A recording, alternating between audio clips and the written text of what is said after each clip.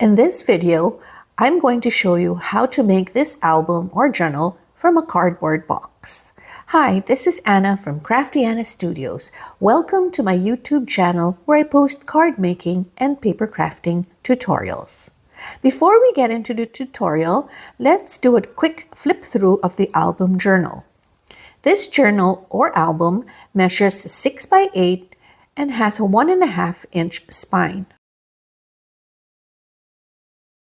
On the inside front cover, I created a pocket with a flap that opens at the top.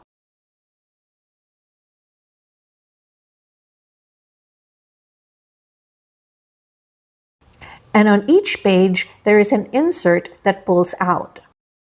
This insert is made with one sheet, while the others are a combination of 2 pattern papers. This is especially useful if you have pattern paper scraps in your stash.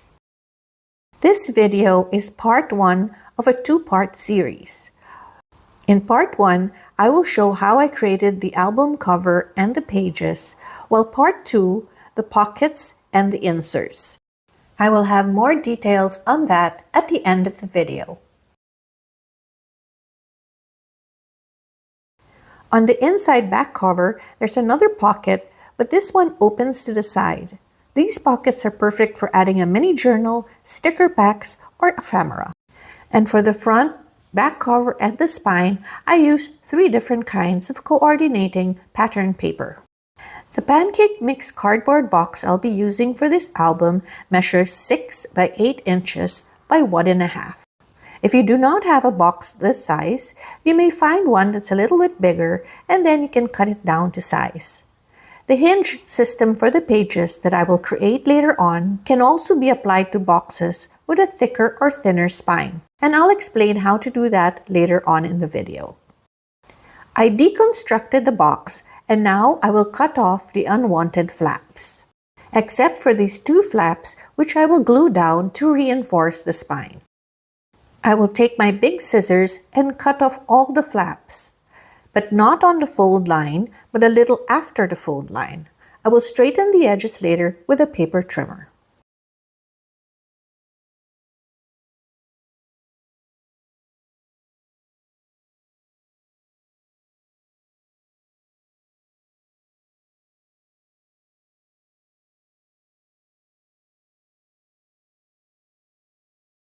I will keep one of the offcuts to reinforce the spine. To even out the edges of the cover, I will use a paper trimmer. If you do not have a paper trimmer, you could always use a straight edge metal ruler and a craft knife.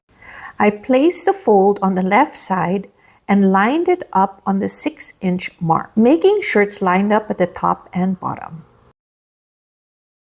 Then I will trim it.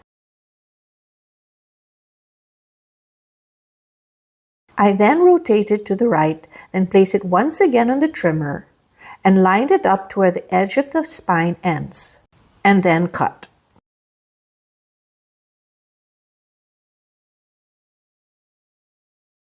I flip it to the other side and then do the same.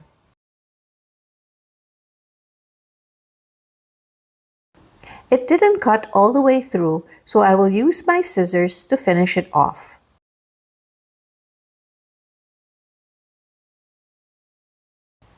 Then I will trim the edges on the other side. To reinforce the spine, I glued down the flaps at the top and at the bottom and adhered a strip of cardboard in between taken from one of the offcuts. And now the cardboard box turned album cover is ready to be covered by your favorite pattern papers. But before we cover it, I will bring back the album and show you the hinge system. This album has 8 pages. 1, 2, 3, 4, 5, 6, 7, 8. But for the purposes of this tutorial and to simplify it just a little, we will be making it 5 pages instead of 8. I will be bringing in another album to show you. This one is a smaller album. I made this from a smaller pancake box with the same size spine of 1.5. This one has a 5-hinge system for a 5-page album. As you can see here, you will see with this tutorial, you will learn the basics on how to turn any size cardboard box into an album. For the cover of the album, take your favorite 12 by 12 pattern paper and cut 2 pieces measuring 7.5 by 9.5. The pattern paper I used is directional, so I cut the 12 by 12 sheet at 7.5 and then at 9.5. This one with the bigger flowers will be for the front cover and this one for the back. The paper for the spine cover measures 3.5 by 9.5. This is actually the reverse of the offcut of this pattern paper. For the hinge system, I will use a solid color coordinating cardstock. You can use pattern paper for this, it's really up to you, but I like to use solid coordinating colors. This measures 9 by 7.5. For the front and back inside cover lining, we will use 2 pieces of pattern paper measuring 5 and 5/8 by 7.5. To adhere the pattern papers to the front of the box, I will use double-sided tape. The wider the width of the double-sided tape, the better. Using double-sided tape ensures majority of the surface of the box will be covered in adhesive, resulting in a smoother finish.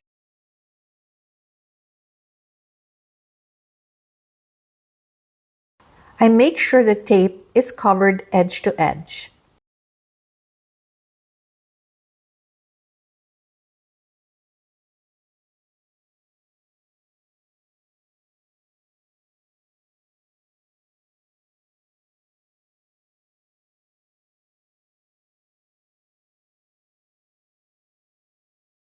I will use the palms of my hands to press down on the tape to make sure it adheres properly. Then I will set it aside. Next, I will take the 2 pattern papers that I will use for the front and back cover and line them up side by side. The pattern with the big flowers, which is for the front, is on the right side, and the smaller flowers is on the left. I will then take Scotch tape and use it to tape it together at the top and at the bottom. Then I will flip it upside down, and now the front cover is on the left. I'll bring back the cardboard box and remove the release paper of the double-sided tape.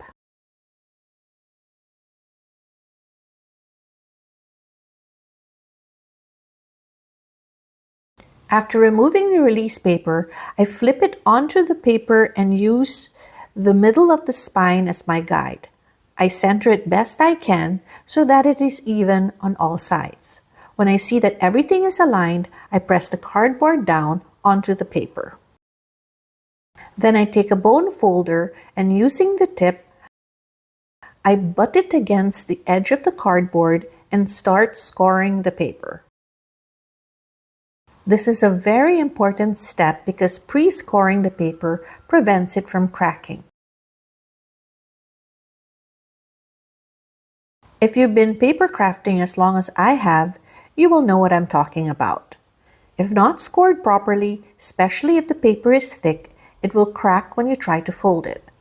So I score it all around, then I slowly fold in the papers on all sides. I only fold it halfway for now.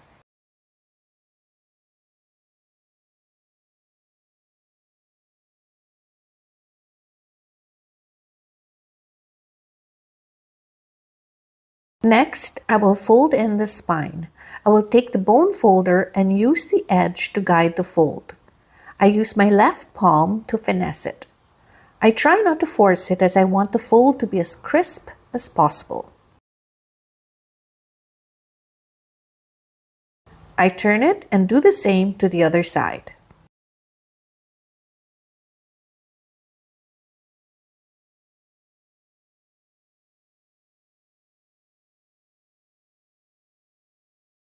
Then I fold it in gently, taking care not to crack the paper.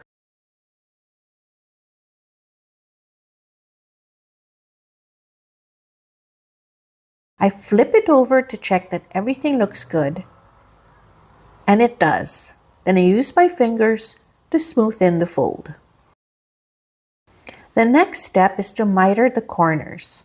I take my small scissors and I will angle cut the corners, leaving about a little less than 1/8 of an inch from the tip.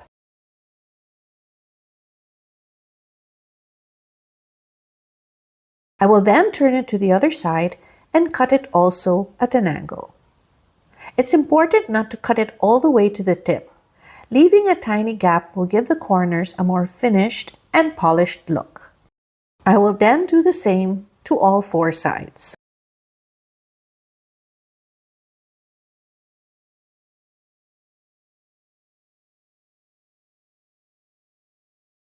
Next, I will move on to the fold of the spine. I will make a shallower angle cut on either side of the fold line.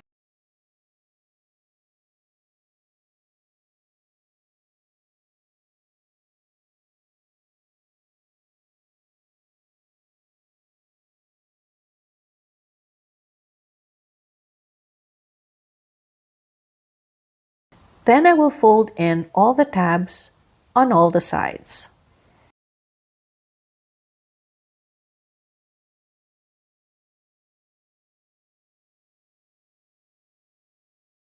Next, I will add double-sided tape on all the tabs except for the tabs on the spine. I will use liquid glue for that. You can of course use liquid glue for all the tabs, but because I have 1/2 inch double-sided tape, I decided to use it.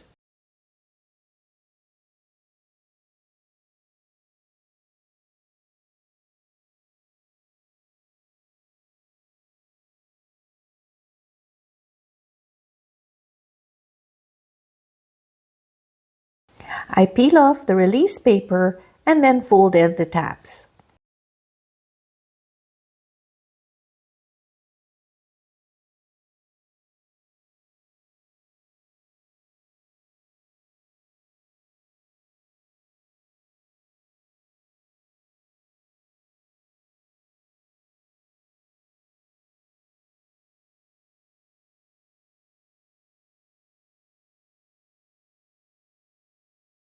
I will add a generous amount of liquid glue to the tabs of the spine and fold it in.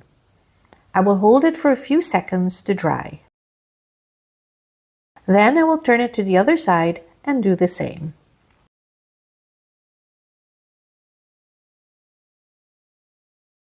Now it's time to put the cover of the spine. This will hide the gap between the pattern papers and also give the book cover a polished look. I'll be using liquid glue for this step. You can use double-sided tape, but the reason I use glue is that I need the wiggle room to align everything. Double-sided tape just does not allow me to do that. After adding a lot of glue to the spine area, I place it down onto the paper. I check all sides to make sure everything is centered as can be. I use my grid mat as a guide as well. If I need to adjust, the glue allows me the time before everything is completely stuck. Then I use a bone folder once again to score the fold lines on both sides.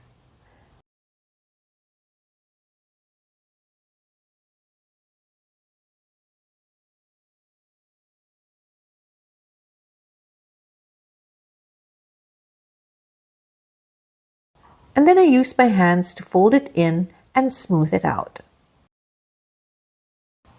I use the bone folder once again to smooth out any bumps. I am careful not to press too hard as I do not want to risk tearing the paper.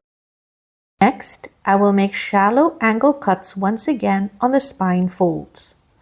But this time, I'm not going to cut them all the way. I'm leaving a tiny gap between the cuts. And you will see later on why I thought this was important to do.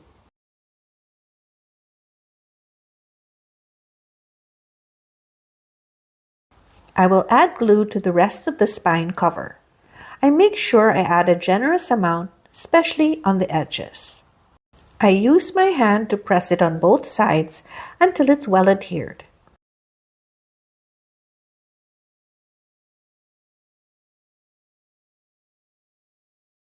I do the same on the other side.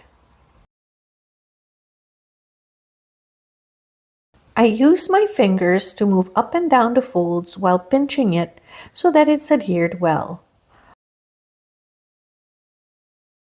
Alternatively, you can also run the side of a bone folder on the edge. On the inside, I fold in the tabs and glue them down. Now the reason why I left the angled tabs is because they serve to cover up the folds so that the cardboard won't be seen once the hinges are in place.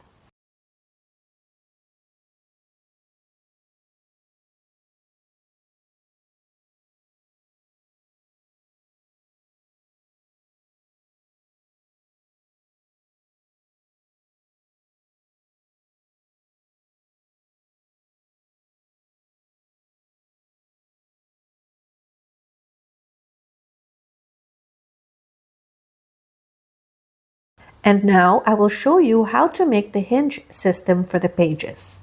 The tabs sticking out are called the hinges, where the pages will adhere to. And the 1/4 inch spaces in between each hinge are called gussets.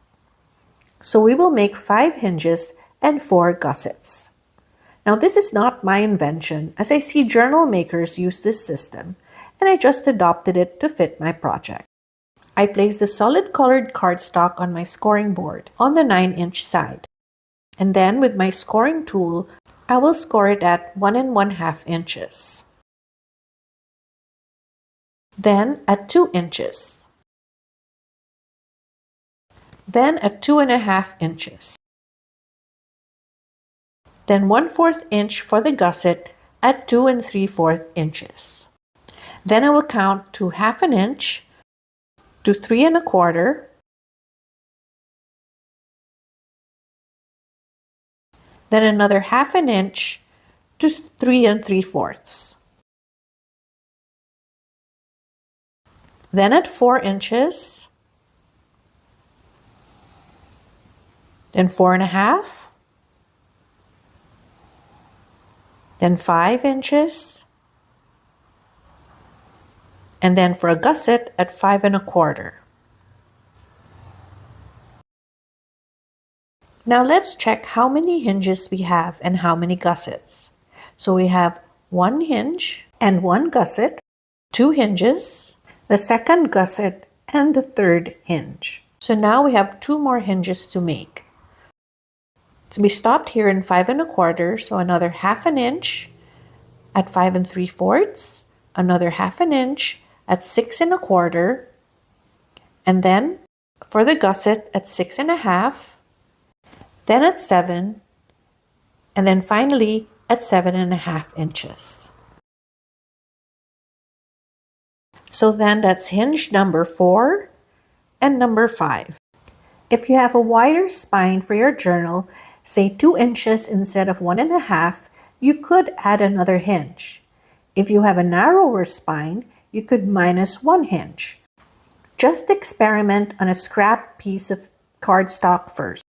Now I will fold in the scored lines. Keep in mind that the hinges are all mountain fold and the gussets are all valley fold. You will get the hang of it once you start folding.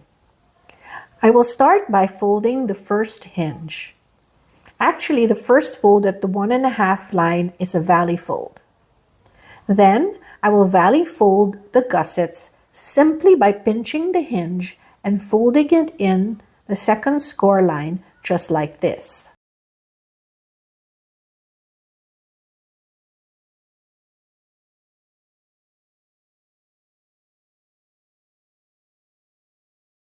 Next, I will mountain fold the second hinge.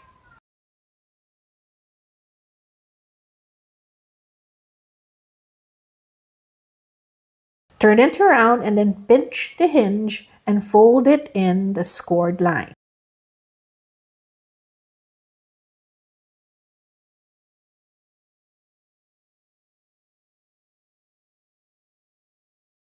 Now we have made 2 hinges. I will then mountain fold the third hinge and repeat the process of mountain folding and valley folding the gussets.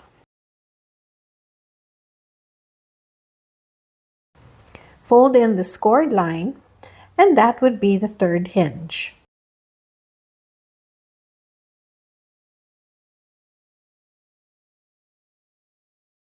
Then the fourth,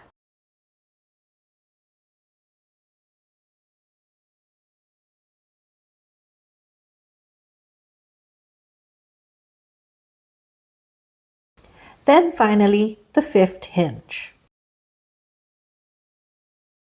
And there we have the 5-hinge system.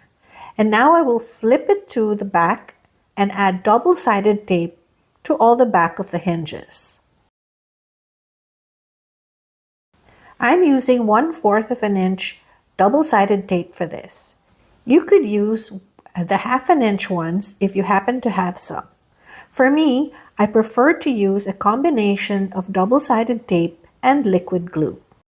I place the tape along the edge of the fold line, remove the release paper, and then add another strip of double-sided tape.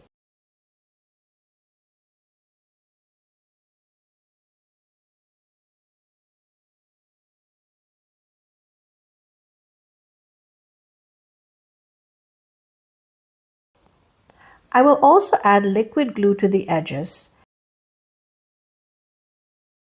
and then I will pinch it close.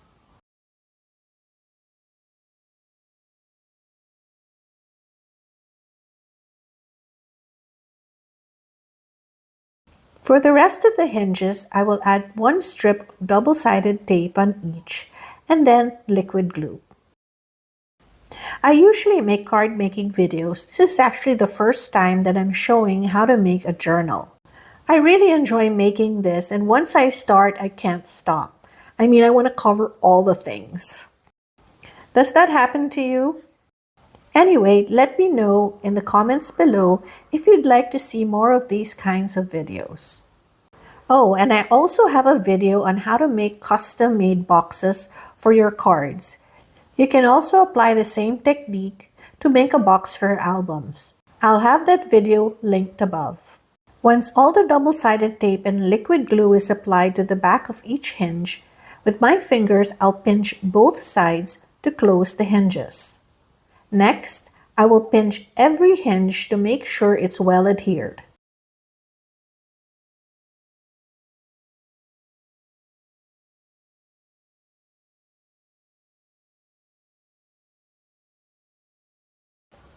And there, it's all done. Now I'm going to glue down the hinges to the spine of our journal cover. At the back of the hinge system, I will add glue all over, making sure I get as much coverage as possible, especially on the edges.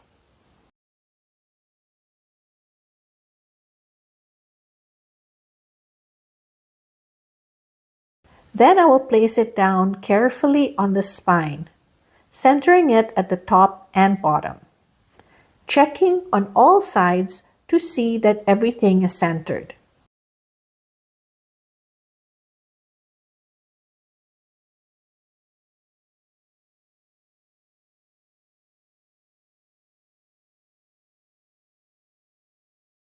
There should be about 1/8 of an inch allowance at the top, bottom, and on the sides. The glue gives me that extra time to move it around until I get it right. Once I'm happy with it, I use my fingers to press down on each gusset to secure it to the spine.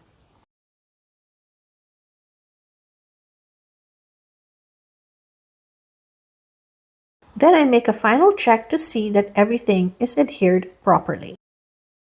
Next, I will add glue to the inside and make sure that the fold has a good amount of glue as well as the edges of the paper.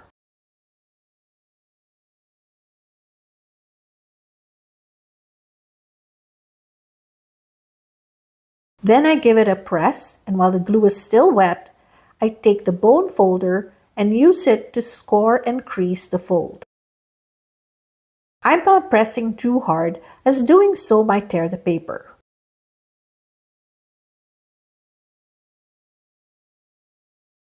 Once it's scored, I move the cover back and forth a little while squeezing the paper close. Then I press down and secure it. I will do the same on the other side.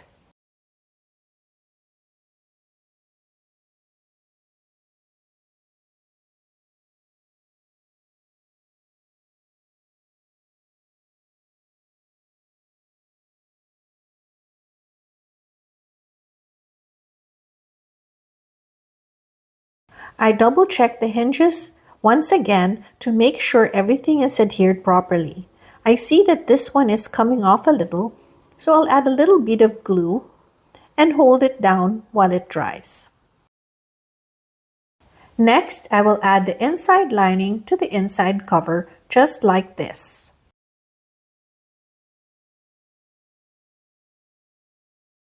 I add a generous amount of glue to the back of the paper and then position it carefully on the inside of the cover.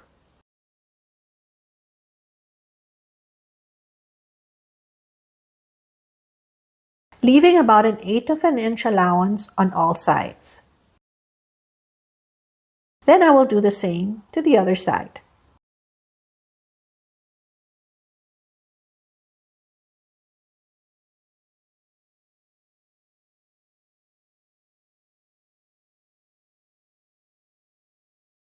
Now that the hinge system is all dry and in place, it's time to make the pocket pages. I take 2 pieces of plain cardstock. I'm using 2 different colors here. The green one measures 5.5 by 8 5/8, and the pink one measures 5.5 by 7 5/8 inches. I will score the green one first. I place the paper on my scoreboard on the 8 5/8 inch side and score at 1/2 inch. Then turn the paper to the other side and score again at 1/2 inch. Then I will fold in the scored lines.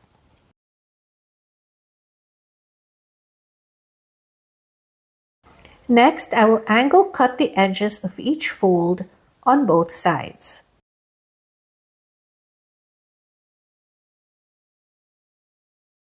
Then I will add glue to the tab.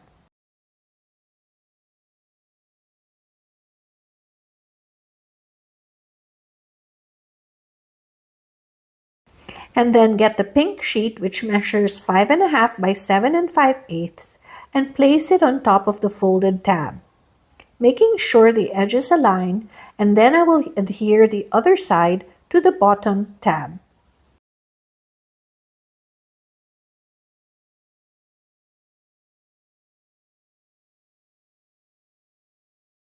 I press down on both sides until it's adhered. Then I use my bone folder to flatten each edge. Now it's time to glue it to the hinges. I had done one previously, forgot to film it, so now I'm showing how it's done with this page. I add glue to the front and the back of the hinge.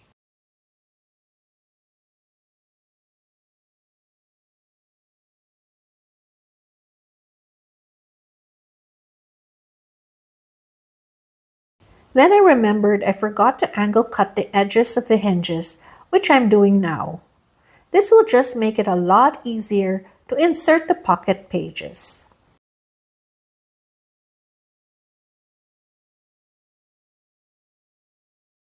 I take the pocket page and insert it inside the hinge all the way to the gusset.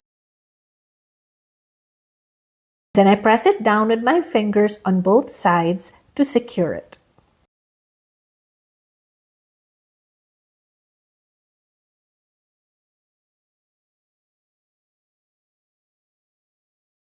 I will then angle cut all the edges.